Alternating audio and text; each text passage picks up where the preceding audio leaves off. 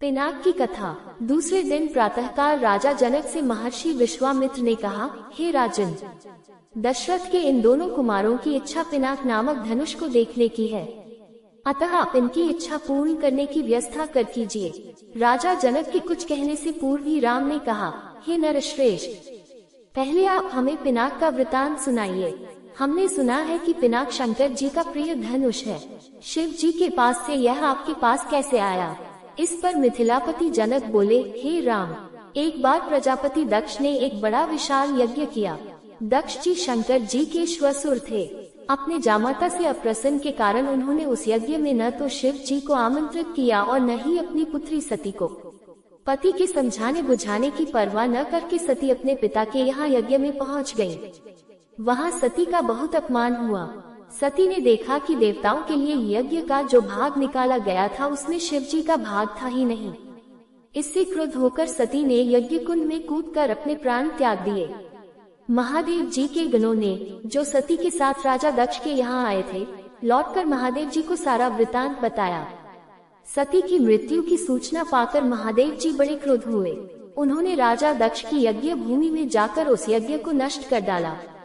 फिर वे अपना पिनाक नामक धनुष चढ़ाकर देवताओं को मारने के लिए अग्रसर हुए, क्योंकि देवताओं ने उस यज्ञ का भाग महादेव जी को नहीं दिया था। महादेव जी का ये रौद्र रूप देखकर सारे देवता बहुत भयभीत हुए। देवताओं ने अनुनय विनय करके महादेव जी का क्रोध शांत कराया। क्रोध शांत होने पर महादेव जी ने पिनाक को देवताओं को दे दिया और कैलाश पर्वत पर लौट गए। देवताओं ने उस धनुष को हमारे पूर्व पुरुष देवराज को दे दिया। तभी से वह धनुष हमारे यहाँ रखा है। हमारे पूर्वजों का स्मृति चिन्ह होने के कारण हम इस धनुष की देखभाल सम्मान के साथ करते आ रहे हैं।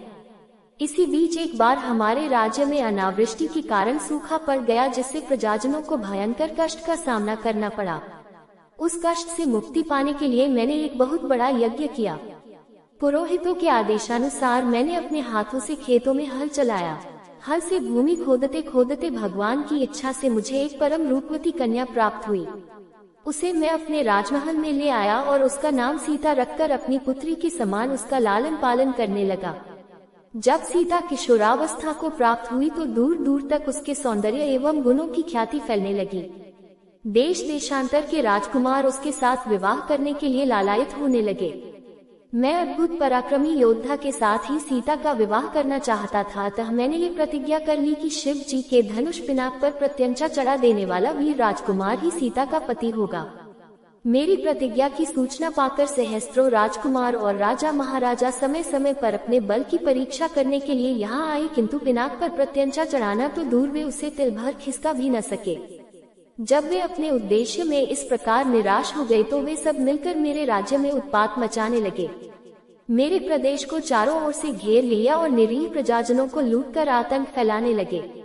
मैं अपनी सेना को लेकर उनके साथ निरंतर युद्ध करता रहा। वे अनेक राजा थे, उनके पास सेना भी बहुत अधिक थी, इसलिए इस संघर्ष में मेरी बहुत सी सेना नष्ट हो गई। इस पर मैंने भगवान को सहारा मानकर उनकी तपस्या की। मेरी तपस्या से प्रसन्न होकर भगवान ने मुझे देवताओं की चतुरंगिनी सेना प्रदान की। उस सेना ने आताई राजाओं के साथ भयंकर युद्ध किया और सभी उपद्रवी राजकुमारों को भगाया। उनके भाग जाने के बाद मैंने सोचा कि एक विशाल यज्ञ करके इस अवसर पर ही अपनी प्रतिज्ञा पूरी करूं और सीता का विवाह कर निश्चिंत हो जाऊं। इसीलिए मैंने इस महान यज्ञ का आयोजन किया है। अब जो कोई भी महादेव जी के इस धनुष की प्रत्यंचा चढ़ा देगा, उसी वीर पुरुष के साथ मैं अपनी अनुपम गुणवती पुत्री सीता का विवाह करके निश्चिंत हो जाऊंगा।